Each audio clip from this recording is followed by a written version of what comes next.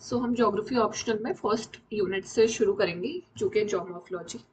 और syllabus I hope सबको पता ही है। तो जियोमॉर्फोलॉजी में ये सारे टॉपिक्स हैं और थोड़ा क्लियर व्यू चाहिए तो मैं पीडीएफ खोल देती हूँ। तो सबसे पहले हम शुरू करेंगे फैक्टर्स कंट्रोलिंग लैंडफॉर्म डेवलपमेंट से। उसके बाद हम अपने एंडोजेनेटिक जेनेटिक एक्सोजेनेटिक फोर्सेस को देखेंगे, फिर अर्थ का क्रस्ट कैसे बना, फिर उसमें जो जियोमैग्नेटिज्म है, इंटीरियर कैसा है, और इंटीरियर से ही रिलेटेड हमारी कॉन्टिनेंटल ड्रिफ्ट है, आइसोस्टेसी है, प्लेट टेक्टोनिक्स है, उसमें कुछ थेरीज वगैरह है, फिर माउंटेन बिल्डिंग, वोल्केनोसिटी, अर्थक्वेक, ये सब आपस में रिलेटेड टॉपिक्स है। उसके बाद अब माउंटेन्स और सारे लैंडस्केप्स बन गए हैं तो किन किन जोग्राफर्स ने क्या क्या बोला कि वो साइकिल्स कैसे चलती हैं, फिर हम उस पे आएंगे। अब वो लैंडस्केप तो बन गया, कैसा उसका डेनुडेशन हो रहा है, चैनल मॉर्फोलॉजी, फिर ये सब चीजें हम आगे चल के उसमें देखेंगे। एंड मैंने जो लेक्चर्स का प्लान होगा वो मैंने अपलोड कर दिया था टेलीग्राम चैनल पर, जो कि मैं नीचे डिस्क्रिप्शन में भी डाल दूंगी और कमेंट भी पिन कर दूंगी। तो जो हमारा जियोमॉर्फोलॉजी होगा उसमें टोटल 18 लेक्चर्स होंगे, और जो लास्ट के 3 लेक्चर्स हैं वो मैंने बेसिकली यूपीएससी के प्रीवियस क्वेश्चन डिस्कशन के लिए रखे हैं। मैं यहाँ कुछ नहीं बोल रही कि मैं सब करवा सकती हूँ या कुछ, बट मेरा सिर्फ ये मोटो है कि जो चीज़ें शायद मुझे नहीं समझ आई या जो गलतियां मैंने की, या कम से कम मैं बस इतना कर पाऊँ कि चलो अगर कोई ये वीडियो देख रहा है तो वो ये देख के इस यूनिट की समझ ले सके और फिर जो स्टैंडर्ड बुक्स हैं वो खुद पे पढ़ सके। क्योंकि मेरे पास नोट्स हैं, मेरे पास 300 पन्ने के हैंड रिटन प्रॉपर बहुत अच्छे नोट्स हैं। बट द थिंग इज, जो मैंने सीखा है वो यही है कि आपको खुद के ही नोट्स बनाने पड़ेंगे, आपको खुद ही एफर्ट्स डालने पड़ेंगे, किसी और के नोट्स आपको नहीं समझ में आने वाले हैं। तो मैं बस ये चाहती हूँ कि जो चीज़ मैं पढ़ाऊँ एज अ फ्रेंड, जैसे एक दोस्त आपको समझाता है, वैसे मैं आप लोगों को समझा पाऊँ इस चैप्टर में, इस सब्जेक्ट में ओवरऑल आपका इंटरेस्ट बना रहे और मैं इस चीज़ को कंटिन्यू कर पाऊँ। तो ये मैं चाहती हूँ, और बिना टाइम वेस्ट किए हम आगे शुरू करते हैं। ठीक है, तो जो पहला टॉपिक है हमारा फैक्टर्स कंट्रोलिंग लैंडफॉर्म डेवलपमेंट, ये आज हम शुरू करने वाले हैं। और इसमें अब सबसे पहले क्या है, अगर आप कोई भी ऑप्शन सब्जेक्ट पढ़ रहे हो तो, या कोई भी नो मैटर ऑप्शनल हो या आप जीएस का भी सब्जेक्ट पढ़ रहे हो, कुछ भी पढ़ रहे हो, तो हर सब्जेक्ट की अपनी एक वोकैबुलरी होती है जिस चीज पे आपको ध्यान देना है, और उसी चीज से आपको मार्क्स मिलेंगे। और वही चीज जो है वो हेल्प करवाएगी आपको डिस्टिंग्विश करने में कि यार ज्योग्राफी की general knowledge and optional knowledge, वही डिफरेंस होता है उसके बीच में। तो सबसे पहले मान लो कोई भी टॉपिक है, जो भी वर्ड सिलेबस में लिखा हुआ है उसकी डेफिनेशन तो हमें याद कर ही लेनी है। एंड डेफिनेशन भी मोस्ट प्रोबेबली, या फिर मैं कहना चाहूंगी हमारी कोशिश यही रहेगी कि किसी जोग्राफर ने कोई अच्छी डेफिनेशन दी है वो हम कोट कर पाए, ताकि ऑथेंटिसिटी और ऑथेंटिसिटी बनी रहे। जब हमारे मेन टॉपिक पे आ जाते हैं, फैक्टर्स कंट्रोलिंग लैंडफॉर्म डेवलपमेंट। अब यहाँ पे बात फैक्टर्स ओरिजिनेटिंग लैंडफॉर्म डेवलपमेंट की नहीं हो रही। एक तो सबसे पहले लैंडफॉर्म की डेफिनेशन यहाँ पे हमने देख लिया कि व्हाट इज लैंडफॉर्म, जिसका कोई एम्पलीट्यूड हो, मैग्नीट्यूड हो, कोई मास हो, उसमें कोई डिमेंशन हो, कोई उसकी ज्योमेट्री हो, कि भाई आप डिफाइन कर पाओ कि अच्छा ये माउंटेन है, ये ऐसे है, इसका एम्पलीट्यूड ये है, मैग्नीट्यूड ये है। तो ये हमारा लैंडफॉर्म होता है। ये कुछ कीवर्ड्स हैं इसके, वो आपको याद आते हैं, एम्पलीट्यूड, मैग्नीट्यूड, मास, डिमेंशन, ज्योमेट्री, उसको हम लैंडफॉर्म बोलते हैं। अब कैसे लैंडफॉर्म बनता है, ये है हमारा हाउ, ये है हमारा व्हाट, ये है हमारा हाउ। तो डिफरेंशियल रेट ऑफ इरोजन और डिफरेंशियल रेट ऑफ अपलिफ्टमेंट जब होता है, मान लो आपका अपलिफ्टमेंट ज्यादा है, इरोजन जो है वो कम है, तो क्या होगा, आपका माउंटेन बिल्डिंग प्रोसेस होगा। आपका इरोजन ज्यादा है, अपलिफ्टमेंट कम है, तो प्लेन बनने की तरफ चीजें जाएंगी। तो कोई भी अगर लैंडफॉर्म का क्वेश्चन आता है या आपके कॉलेज एग्जाम्स में ही या किसी भी चीज में आता है, तो सबसे पहले ये दोनों चीजें तो आप बहुत आराम से लिख सकते हो। उसके बाद अब क्या है कि लैंडफॉर्म ओरिजिनेट होना अलग बात है, रेगुलेट होना अलग बात है। वो होता है आपका एंडोजेनेटिक एक्सोजेनेटिक फोर्सेस की मदद से, कि भाई चलो एंडोजेनेटिक फोर्सेस लगे, लैंडफॉर्म ओरिजिनेट हो रहा है। लेकिन यहाँ पे हम लैंडफॉर्म कंट्रोलिंग फैक्टर्स की बात कर रहे हैं, तो हम एंडो एक्सो वो उसमें उस तरीके से इंक्लूड नहीं करेंगे। तो सबसे पहले हमें डिफरेंस ही समझना है कि वो सिलेबस के टॉपिक में आपसे डिमांड क्या कर रहा है। तो कंट्रोलिंग फैक्टर्स का क्या काम होता है, वो जो वर्क हो रहा है वो कितनी इंटेंसिटी के साथ होगा, क्या उसका मैग्नीट्यूड होगा, वो चीज आपके कंट्रोलिंग फैक्टर्स डिटरमाइन करते हैं। अब हम अपने कंट्रोलिंग फैक्टर्स देख लेते हैं कि यार क्या क्या हमारे कंट्रोलिंग फैक्टर्स होते हैं। नोट्स चाहिए तो मैं वो भी दे सकती हूँ, बट मैं यही चाहूंगी कि आप बस इन वीडियोस को देख के समझो और थोड़े बहुत अपने रनिंग नोट्स बना लो, और जो स्टैंडर्ड मटेरियल होता है जो टॉपर्स बताते हैं उनको आप रेफर कर लो, इन वीडियोस को सिर्फ समझने के लिए यूज करो। ठीक है, तो अब हम आ जाते हैं कंट्रोलिंग फैक्टर्स क्या क्या है हमारे। तो सबसे पहले,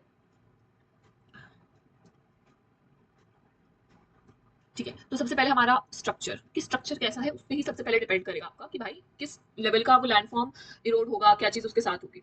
उसके बाद स्लोप, स्लोप ज्यादा है ज्यादा इरोजन जैसी चीजें होंगी, स्लोप कम है तो कम होगा।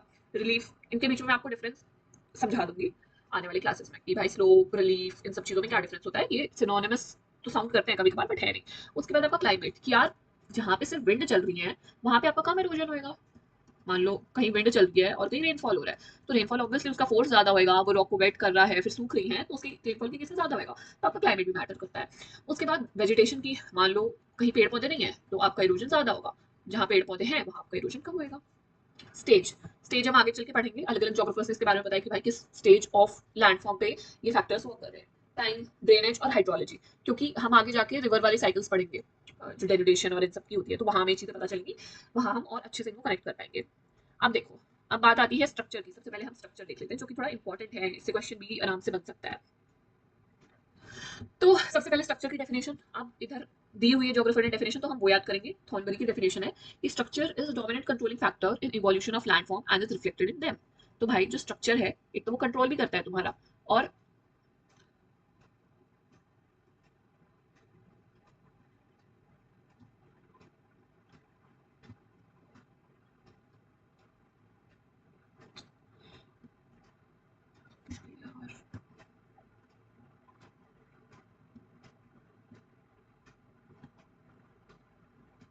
ठीक है, तो जो स्ट्रक्चर है वो कंट्रोल भी करता है, और जब आपका लैंडफॉर्म का इवोल्यूशन होता है तो जो बनता है वो भी स्ट्रक्चर होता है, तो कंट्रोलिंग फैक्टर भी है और फिर रिफ्लेक्टेड भी होता है। ये डेफिनेशन याद रखनी है। उसके बाद landform is function of structure, process and stage. बहुत ही फेमस लाइन है ये डेविस की, ये हम आगे भी पढ़ेंगे। तो ये दो डेफिनेशन है, आप कहीं भी कोई भी अपने हिसाब से यूज कर सकते हो, दोनों याद करो, कई बार दोनों ही काम भी आ सकती हैं। अब स्ट्रक्चर के बेसिकली तीन कंपोनेंट्स होते हैं।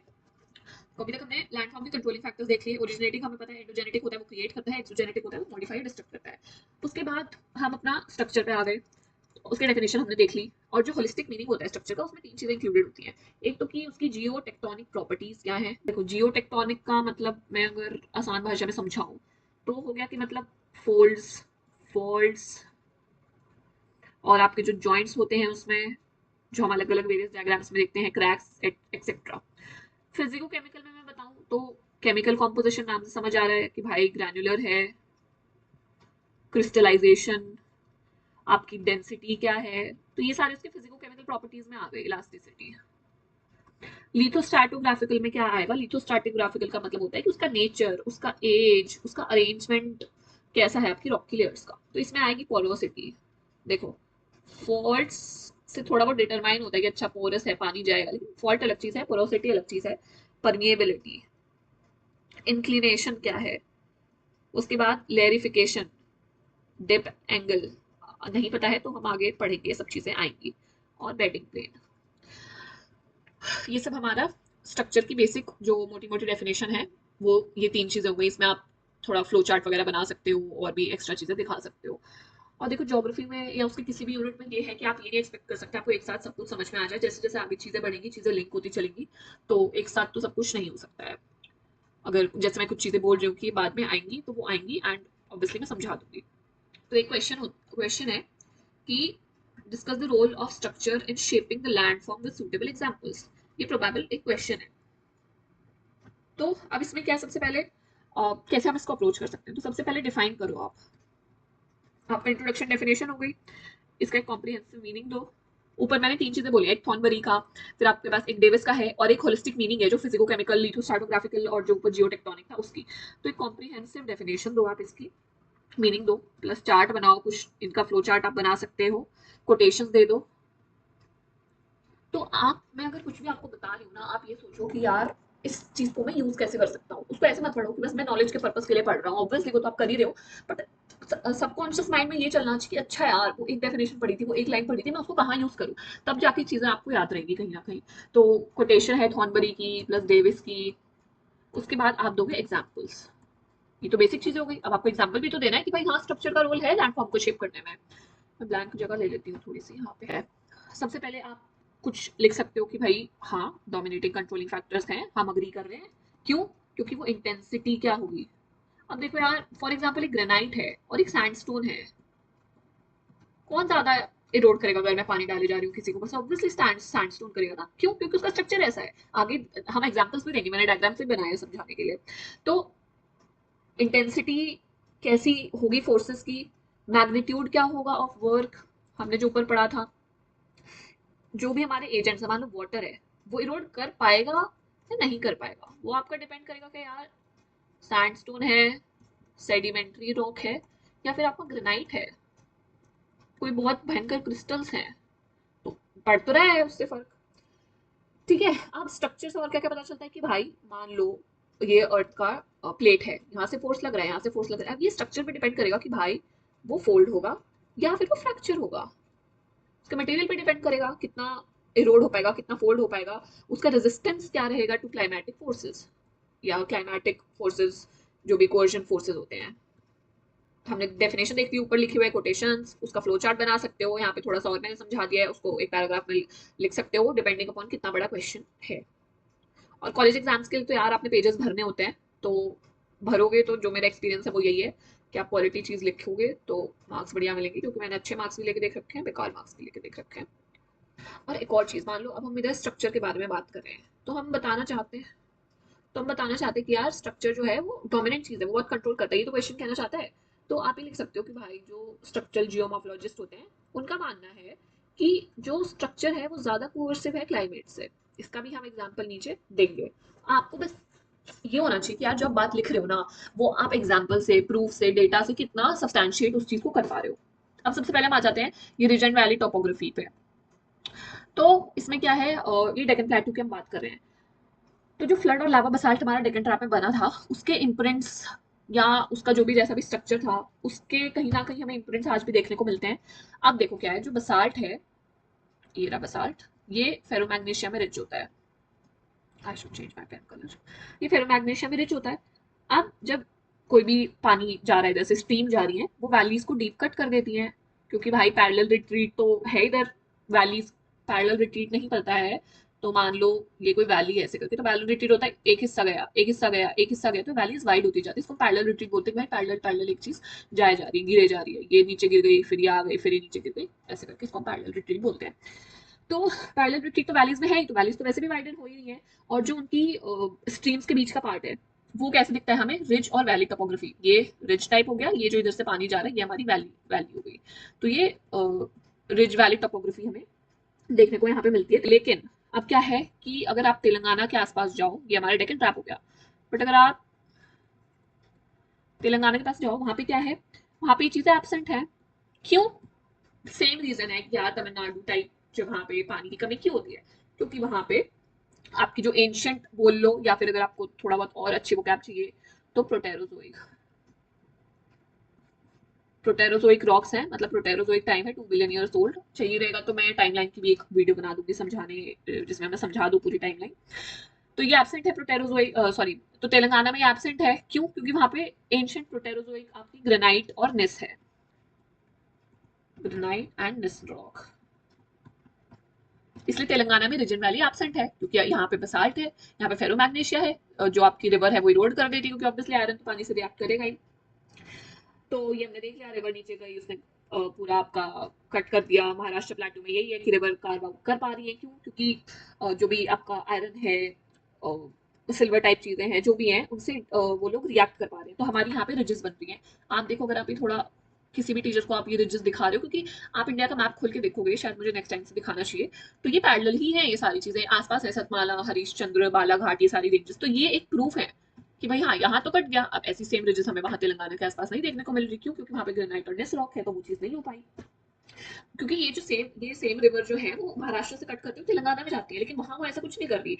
वहां की जो रॉक है वो एकदम रेजिस्टेंट मेटामॉर्फिक रॉक है, जिसमें आपका सिलिकॉन ऑक्साइड टाइप कुछ है, 80 to 90%।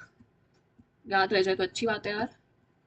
80 to 90% आपका SiO2 है वहां पे, तो वो नहीं उसके साथ रिएक्ट कर पा रही है। सो अब क्या है, exogenetic forces remains the same, but जो आपका आउटकम है दैट इज डिफरेंट। व्हाई?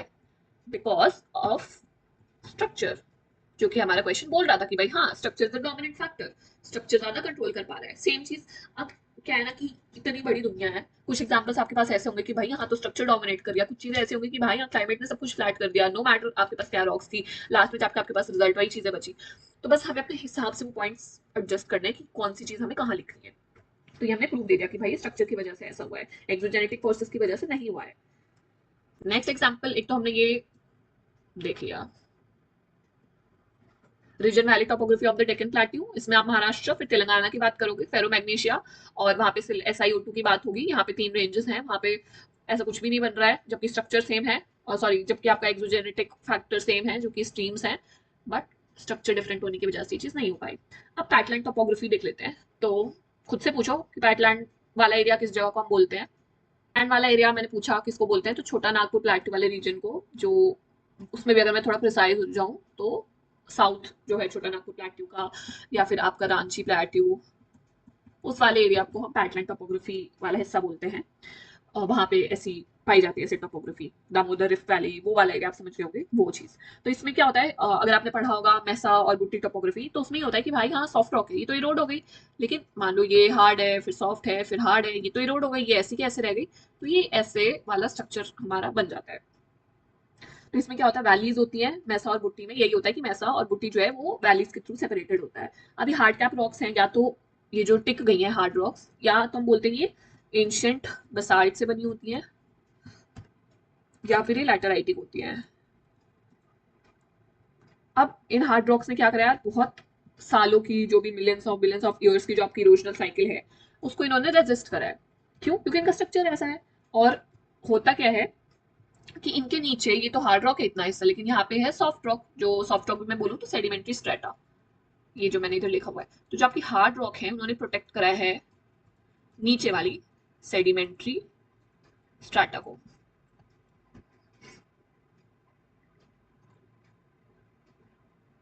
और जो बाकी ये एरिया है जहाँ पे ऊपर हार्ड नहीं था, वो सेडिमेंट्री एरिया आपका इरोड हो गया। तो फिर से हमें यहाँ पे देखने को मिलता है कि भाई स्ट्रक्चर के बेसिस पे ये दो हिस्से बने हैं, हार्ड था वो रह गया, सॉफ्ट था वो इरोड हो गया, हार्ड के नीचे वाला रह गया। तो ऊपर देख लिया था डेक्कन ट्रैप वाला, अभी हमने पैटलैंड टोपोग्राफी देख ली छोटा नागपुर प्लेटू की, अब हम हॉगबैक टोपोग्राफी देख लेते हैं। अब हॉगबैक टोपोग्राफी कहाँ पे देखने को मिलती है, इस डायग्राम में समझ आ रहा है कि किसको हम हॉगबैक बोल रहे हैं। इसमें क्या होता है कि जो आपकी हार्ड या सॉफ्ट रॉक है, हार्ड या सॉफ्ट रॉक है, उनका डिफरेंशियल रेट ऑफ इरोजन होता है कि भाई एक ज्यादा इरोड हो गई, एक कम इरोड हो गई। और ये फीचर ज्यादातर हमें कहाँ पे देखने को मिलता है, ग्लेशिएटेड एरियाज में। कुछ नहीं है, तीन चार चीजें लिखनी है कि भाई फीचर्स में क्या है, कि भाई हार्ड इरोड नहीं हुई, सॉफ्ट इरोड हो गई, कहाँ पे हमें देखने को मिलता है। वही चीज जो डिफरेंशियल रेट ऑफ इरोजन जो हम शुरुआत की डेफिनेशन से पढ़ रहे हैं कि भाई क्यों कैसे फॉर्म होता है, वही सेम चीज इसमें आपको लिखनी है अगर ये आ जाता है क्वेश्चन तो। ग्लेशिएटेड एरियाज में या फिर विंड ब्लोन एरियाज में ये हमें देखने को मिलता है हॉगबैक टोपोग्राफी। तो कब होता है कि जब ये वर्टिकली अरेंज होते हैं, एक कीवर्ड तो ये हो गया, डेफिनेशन वगैरह लिख दी, कहाँ होता है वो लिख दिया, डिफरेंशियल रेट ऑफ इरोजन लिख दिया। उसके बाद व्हेन, जब ये वर्टिकली रेंज होते हैं, सॉफ्ट हार्ड ऐसे करके। और जो अब कोई भी एजेंट ऑफ इरोजन है वो क्या करेगा, जो सॉफ्ट रॉक सिस्टम है उसको इरोड कर देगा, और हॉग बैक्स डेवलप हो जाते हैं। हार्ड रह गया तो ये हमारा हॉग बैक डेवलप हो गया इधर आके। तो ये कैसा, ये जो पिग का बैक होता है उसको रिजेंबल करते हैं, इसलिए इसको हॉग बैक टोपोग्राफी बोलते हैं। और इसमें क्या होता है, दोनों साइड जो है आपके स्टीप स्लोप होते हैं या स्कार्प होते हैं, इधर भी इधर भी। और डोमल शेप्ड होता है, तो ये कीवर्ड्स हैं कुछ कुछ हर चीज से रिलेटेड, डोमल शेप्ड। और जो है ड्रमलिन्स, आपने अगर एनसीईआरटी में पढ़ा होगा, नहीं पढ़ा है तो जाके पढ़ लो, ये एनसीईआरटी वाली चीजें हैं। मैं एनसीईआरटी की कवर करवा सकती हूँ, बट अभी के लिए मैं ऑप्शनल पे टिकना चाहती हूँ।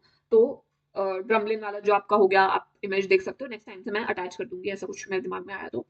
क्या होता है, ये ड्रमलिन्स फॉर्म हो गए, लेकिन अगर इन ड्रमलिन्स को आप एस्कर्ट्स के साथ कंबाइन कर दो, यार इस बार मैंने नहीं लगाई कोई पिक्चर से एग्जाम्पल, मुझे लगा शायद पता होगा, बट नाउ आई फील कि मुझे लगा देना चाहिए था, तो इस बार आप थोड़ा गूगल पे देख लो। तो अगर डबलिन प्लस एस्कर्स हो जाता है, तो उसको वो और ही अलग टाइप की यूनिक टोपोग्राफी बनाता है, जिसको हम बोलते हैं हॉर्स बैक।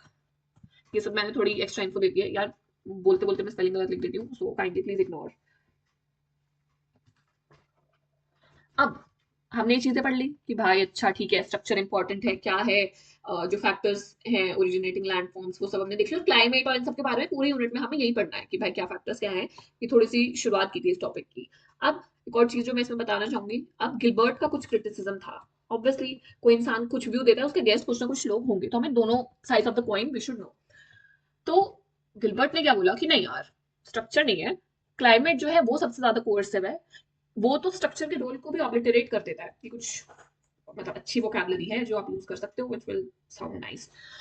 तो इसका कहना था कि स्ट्रक्चर का जो भी रोल हो, एक पॉइंट के बाद जो है क्लाइमेट की, क्लाइमेट सुप्रीमेसी। तो उसने यही बोला कि भाई क्लाइमेट जो है वो सबसे ज्यादा कोर्सिव फोर्स है, स्ट्रक्चर का रोल भी वो खत्म कर देता है, क्योंकि over a long period of time जो क्लाइमेटिक एजेंट है, हम आगे जो साइकिल्स पढ़ेंगे उसका मानना है कि भाई इतने बड़े बड़े पहाड़ भी क्यों ना हो ना, आपके क्लाइमेट की वजह से वो ऐसे ऐसे पेनी प्लेन बन जाएंगे। पेनी प्लेन, पेडी प्लेन, इंसलबर्ग, मोनाड नॉक्स, ये सब जाके आगे चैप्टर्स में आएंगे। उसके बाद थॉर्नबरी ने भी फिर अपनी क्लाइमेटिक इक्विलिब्रियम थ्योरी थी, इसको थॉर्नबरी ने कंटेंट करा कि भाई जो लिथोलॉजिकल रेजिस्टेंट है लैंडफॉर्म्स का, वो फोर्सेस ऑफ जो इरोजन ऑफ क्लाइमेटिक एजेंट्स उनसे ज्यादा हो जाता है एक पॉइंट के बाद। तो उसने ये अपनी क्लाइमेटिक इक्विलिब्रियम थ्योरी दी थी कि एक पॉइंट के बाद ना तुम्हारा कोई भी क्लाइमेट हो, कितना भी इरोड कर लो, लेकिन वो फिर रह ही जाएगा क्योंकि वो काफी ज्यादा रेजिस्टेंट है। फिर वो बोलता है उस पॉइंट पे जो आपका लिथोलॉजिकल रेजिस्टेंट है, मतलब जो आपकी रॉक रेजिस्ट कर रही है, प्लस जो आपका फोर्सेस ऑफ इरोजन है, वो इक्वल हो जाते हैं। तो वो वैसे का वैसा रह जाता है। अब हर चीज का एग्जाम्पल तो देना पड़ता है। तो इसने क्या बोला कि भाई जो आपके लैंडफॉर्म्स हैं वो forces of erosion of climatic change जो है उसको सह लेते हैं। अब उसका एग्जांपल इसने सबसे पहले चाहे, फिर उसके बाद इसने बोला कि कितनी ही साइकिल ऑफ इरोजन हो, मान लो आपका पहले रिवर्स है, फिर आपकी विंड्स आ रही है या कुछ भी आपका आ रहा है, एक पॉइंट के बाद कुछ भी असर उस पर नहीं करेगा। एग्जाम्पल इसने दिया सबसे पहले तो कि सहारा डेजर्ट में इंसलबर्ग्स है। उसने बोला कि भाई वो तो 2 बिलियन ईयर्स से भी ज्यादा पुराने हैं, अभी भी वो हैं, अब तो उनपे कोई इरोजन काम नहीं कर रहा।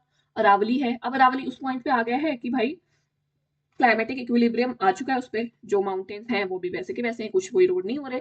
ऐसे ही न्यू इंग्लैंड में मोनाडनॉक्स हैं, उनका भी ये पहुंच चुका है। तो क्लाइमेटिक जब हम क्लाइमेट को सपोर्ट करेंगे ना, जब हम एक क्लाइमेट को सपोर्ट तो नहीं बोलूंगी मैं इसमें, लेकिन जब हमें बताना होगा या हमें किसी के ऑपोजिट लिखना होगा कि भाई हाँ ये इसने बोला, बट एक दूसरी साइड ये भी है कि आपका स्ट्रक्चर कुछ भी है, आपका क्लाइमेट, जैसे गिलबर्ट ने क्लाइमेट को सपोर्ट करा, लेकिन थॉर्नबरी ने उसका प्रूफ दे दिया कि यहाँ क्लाइमेट नहीं काम कर रहा है।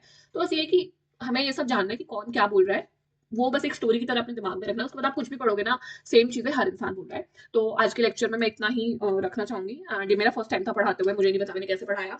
कोई नहीं भी देखेगा तो कोई बात नहीं, मुझे कभी रिवाइज करना होगा तो मैं खुद ऐसे रिवाइज कर लूंगी। ओके, थैंक्स फॉर वॉचिंग, अगर किसी ने देखा है तो बाय।